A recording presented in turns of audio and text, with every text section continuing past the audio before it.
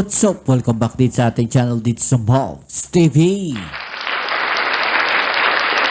Alright, so tayo nagbabalik ulit mga kababayan at ngayon ay pag-uusapan natin, no, eto na naman pong ginawang katarantaduhan ng China mga kababayan.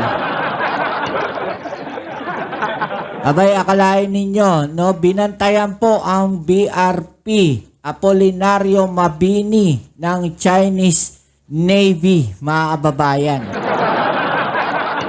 Pero, nung nakita nila na nandiyan na yung barko ng Amerika, aba, tumakbo na.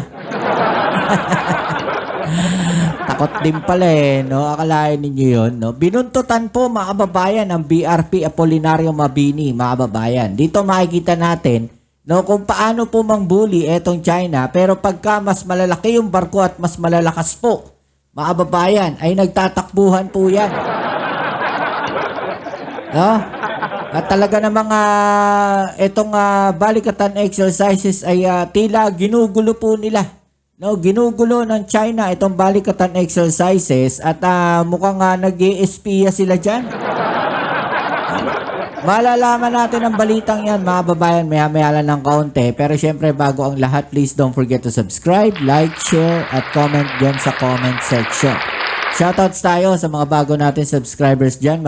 Maraming salamat po sa inyong suporta. Sa mga bago nating followers dyan, maraming salamat po sa inyong suporta. Alright, so pa-click na rin po ang notification bell para ma-update kayo sa mga latest video uploads natin. No? Doon sa may subscribe po, merong bell dyan. No, i-notify all nyo po para every time na mag-upload tayo ay nano-notify kayo at napapanood ninyo ang ating mga video uploads. Alright, so wag na natin patagalin to. Alamin natin itong kalokohang ginawa na naman ng China mga kababayan. Grabe, no? At tila talagang nang uudyok na itong China, no? At inggit na inggit sa mga ginagawa ng Pilipinas at ng ibang bansa na mga exercises, mga babayan. Kasi walang pumapansin sa kanila eh. No, pansinin nyo naman kasi. No, ayaw nyong isali sa mga exercises yung China eh. No, isali nyo naman, no. Isali nyo sa balikatan na exercises. Meron yung ginawang exercise, mga babayan, na kung saan military drill or military exercises na kung saan isinali yung China. Pero after nun, isang beses lang ata sinali, no, hindi na sila isinali ng sumunod kasi nga daw po, mga babayan, imbis na mag-participate, no, doon sa exercises na yun, aba, no, nag-intelligence gathering sila. Ano mga kalokohan na itong China na to, mga babayan? No, alamin na natin itong balita na to, mga tol, mula sa GMA Integrated News, dun sa mga nanonood dyan, no, na sinasabi fake news daw. Sabihin nyo sa GMA yan kung fake news yan. Eto na, let's go. Kahit sa mismong balikatan kasama ang Amerika, tila hindi pa rin tinantanan ng China ang Pilipinas. Ang isa nating barko nilapitan at binantayan ng mga warship ng China. Ba, imagine ninyo, sa kalagitnaan po ng balikatan exercises nang haharas pa rin, no, at nambubuli pa rin ito mga barko ng China. Kung hindi ba naman mga bastos talaga yan eh. Diba? Kung hindi ba naman mga siraulo talaga yung mga yan eh. Alam nyo, ang iniisip ko dito sa ginawa na to ng China, mga babayan. No, since nahuli o nakuha yung kanilang mga submersible drone, no, na hindi na sila makakapag-monitor. Aba, nag-physical appearance na sila doon. Kasi nga naman pagka may mga drones na ganyan, hindi na nila kailangan mag-physical appearance. Di ba? So sabi nga, yung drones daw na yon, yung submersible drones daw na yon na nakuha, no, pwede lang mag-transmit ng mga data. So pwede pag-aralan yung mga movements nila. Diba? So, pinag-aaralan na yan ng China, mga babayan, para sa isang malaking gera. Pinag-aaralan ng China yung mga movements ng mga barko para pagka nagsagawa sila ng pagsalakay o isang malaking digmaan o isang malaking gera, alam nila kung paano nila ika-counter yan. Ganyan ang ginagawa ng China. Kaya be aware, ha? No, sana napapanood to ng ating hukbong sandatahan.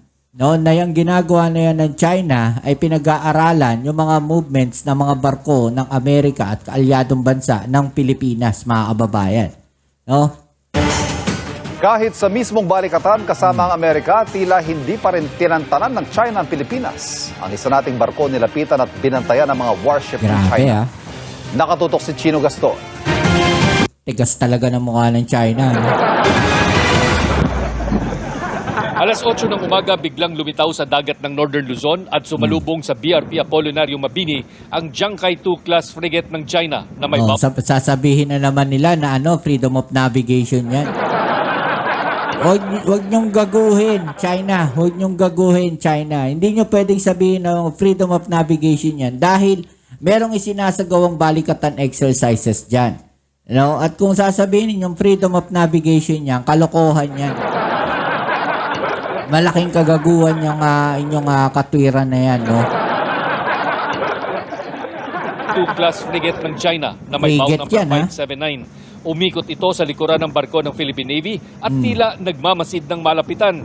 Sa laki ng barko ng China, nanliit ang barko ng Philippine Navy na tuloy lang ang paglalayag sa pagpapatuloy ng Division Tactic Exercises kasama ang BRP Ramon Alcaraz, BRP Gabriela Silang ng PCG at US warships na USS Savannah at USS Comstock. Lumayo kalauna ng Chinese warship nang magsimulang magmaneuver ang littoral combat ship na USS Savannah para simulan ang line formation. Ayan, no? Bigla silang lumayo. Natakot. No?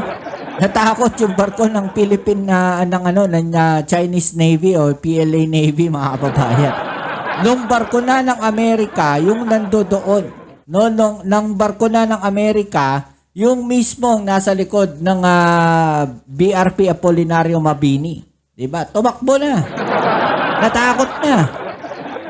Diba? Malakas lang kasi silang manakot, mga babayan, mangharas, mangbuska ba? Yung tawag natin, no? Yung parang mambuli, di ba? Yun lang ang kayang gawin ng mga Chinese na yan. Pero takot talaga yung mga yan. Sa loob ng Exclusive Economic Zone ng Pilipinas. Sa loob ng Exclusive Economic Zone ng Pilipinas, mga kababayan, take note ha, sa loob ng EEZ ng Pilipinas. Ay, wala palang West Philippine Sea, di ba? Para simulan ang line formation sa loob ng Exclusive Economic Zone ng Pilipinas. Dalawang iba pang barko ng China na may bow number 500 at Dongjiao 2 797 auxiliary surveillance ship ang dumating 8 hanggang 15 nautical miles mula sa formation ng 'Di ba? Ang lapit lang 'yan, mga kababayan, no? Tapos sa surveillance pa yung pinadala nila, 'di ba? mga magkakaalyadong bansa. Nagpalipad naman ng helicopter ang USS Comstock na lumapit sa mga barko ng China at nagsagawa ng aerial survey. Nakala nyo, kayo lang, ha? Amerika yan, wala kayong sinabi dyan. Sa mga barko ng China at nagsagawa ng aerial survey. Ilang beses na radio challenge ng BRP Ramon Alcaraz ang mga barko ng China na nag-radio challenge din pabalik. Radio challenge pa kayo, pabalik. I-easy ng Pilipinas yan. Diba? Yan yung gagawing katwiran ng China, mga kababayan, na sasabihin nila kaya sila naggagawa ng mga maritime drill sa ibang lugar kasi wala namang nagbabantay dyan na freedom of navigation yan. Ganyan yung katwiran nila, yung ginawa nila sa Australia at sa New Zealand. Mga kababayan, ganyan-ganyan. Diba? Ganyan sila kabastos. Na nag-radio challenge din pabalik. Sinusubukan pa namin makuna na pahayag ang Chinese Embassy kaugnay nito. Hindi sasagot yung Chinese Embassy. Dapat talaga yung Chinese Embassy nila yung pinapalayas yan sa Pilipinas. Dapat itinatapon yan pabalik ng China yung embassy na yan at saka yung kanilang ambassador dyan. Tapon na yan pabalik ng China. Will not have an effect doon sa execution ng mga event natin. We will focus on our objective, which is to enhance our interoperability and cooperation with other nations. Sa isang parte ng exercise, pinagitnaan ng US at Philippine warships ang BRP Gabriela Silang na tila abang ine-eskortan habang naglalayag. Siyam na iba't ibang ship formation ang ginawa ng mga barko ng US at Philippine Navy at maging ng Philippine Coast Guard dito sa karagatan ng North Luzon bilang bahagi ng tinatawag na Division Tactics ng 2025 Balikatan Exercises. Yan ang yan ang problema diyan Yung ginagawa nila yan, Division Tactics, no, sabi dito. At posibleng yan ay gagayahin ng China, mga babayan, o pag-aaralan ng China kung paano nila ika-counter yan pong mga tactics na ginagawa ngayon. No, yung formation na ginagawa ngayon diyan po sa balikatan exercises na yan. Pinag-aaralan na nila yan, mga kababayan. No? Nag-aano sila, nagde-data gathering na yung mga yan. O sino ngayon ang mga nag-iispiya? 'Di ba? China, malinaw na nag-iispiya. Nawa ito habang nagmamasid di kalayuan ang tatlong warship ng Chinese Navy. 'Di ba? Hindi naman nakaapekto sa ginawang exercise ang pagdating ng mga Chinese warship. Bukas, ipagpapatuloy ang pagsasanay ng mga kaalyadong bansa sa pag-refuel habang patuloy ang paglalayag ng mga barko. Yan, no. Yung ginagawa na yan ng China, mga kababayan, pwede magdulot ng malaking gera yan o malaking gulo. No, pagka ganyan sila kalapit dyan. Kasi what if, mga kababayan, nagkainitan dyan? Oh. Mga ano yan, mga barko ng Amerika yun na dyan, barko ng iba't ibang bansa, no?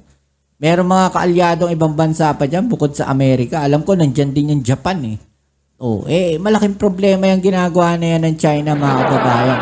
Oh, sa isa pang balita, no, Philippine Navy matagumpay na nakapagsagawa ng missile test gamit ang mga bagong missile system, mga kababayan. No, yan ang ating alamin at pag-uusapan sa ating next video, mga kababayan. Alright, so kita-kits tayo sa ating next video upload. Ito muli ang inyong Kuya Mobs sa Mobs TV. Peace. I'm out.